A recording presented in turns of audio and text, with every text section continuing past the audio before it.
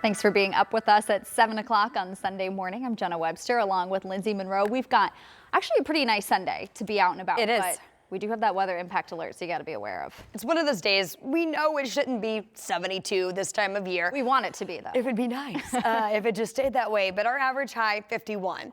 And the fact that we're getting back to the low 70s means we've got to come back down to reality, and that's going to be with a cold front that could bring some strong to severe storms tonight. That is why today is going to be a weather impact alert day. As we watch this warm front lift through this morning, we're going to be sitting in the warm sector of this weather system for most of the day today, which means a warm, windy, mainly dry setup for our Sunday.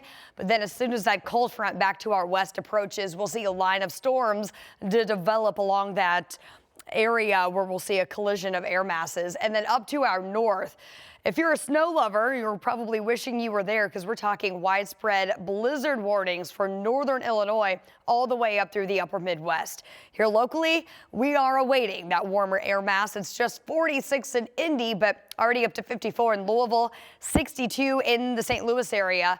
And area-wide, it's a little bit of a cooler start to the day, but our wind direction has already changed out of the south.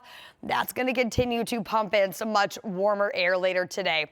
And we're talking a pretty strong wind at that 45 to 55 mile per hour wind gusts.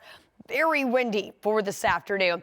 Takes us to 72 as we await this line of storms that will arrive. So let's walk you through the timeline so you can be prepared for this. Might see a stray shower, western Indiana out ahead of that main line, but really need to be weather aware starting at 7 o'clock this evening. This line will then work its way from west to east across the state, impacting the Indy Metro by about 10 or 11 o'clock this evening. And then eventually that severe threat will wrap up by 3 o'clock in the morning, early Monday. A drastic drop in temperatures by the time we wake up Monday morning. Most of us will already be below freezing for that Monday morning commute. We'll talk more about those changing temperatures and how long that cooler air sticks around in the full forecast.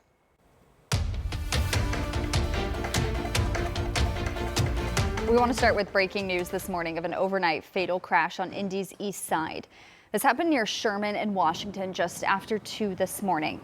Once on scene, officers found a male driver dead in his car. After looking at traffic camera video, police say a female driver was going so fast heading north on Sherman that she went airborne, hitting the male victim going in the opposite direction. She was taken to Eskenazi in critical condition and will be tested for driving under the influence.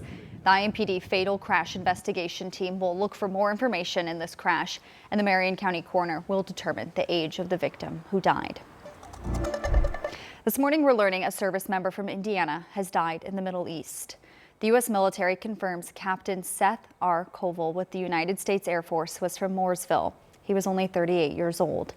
His wife posted these photos on Facebook, along with a statement from their family saying, quote, "Our world was shattered 2 days ago. There is nothing that can prepare you to receive news that you've lost the love of your life.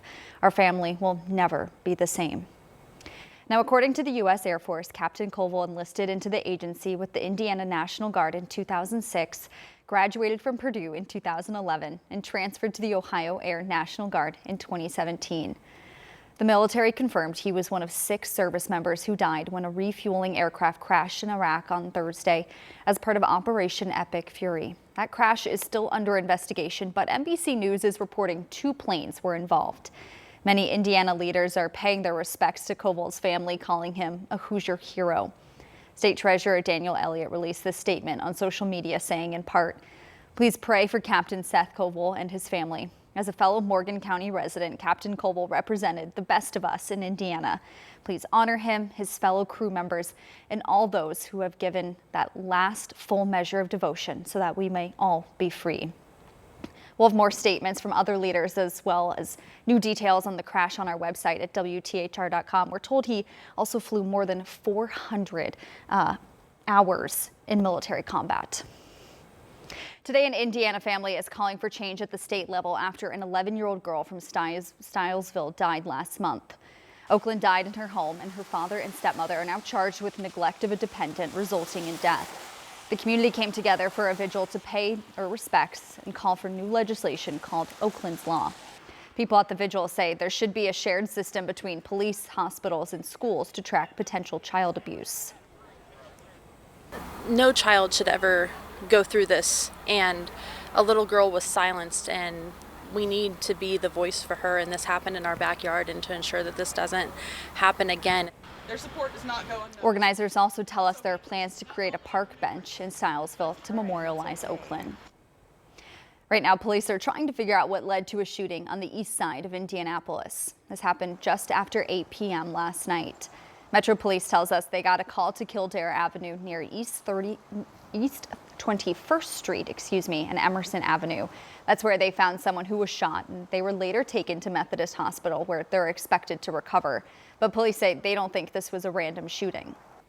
Well, we feel that this was definitely a targeted incident that occurred on this individual in the front of this residence. So we don't feel that there's any immediate danger to the neighborhood right now at this particular time. Police are asking anyone with information on this shooting to either call IMPD or Crime Stoppers to stay anonymous. This morning, we have an update from IMPD after they announced youth curfew rules are being enforced this weekend. IMPD Chief Tanya Terry posted this on social media. She says she's thankful to report no youth arrests Friday night. There was also no use of the Connection Center, which is where kids breaking curfew are taken until someone picks them up. We'll keep you updated if we learn about any incidents from last night.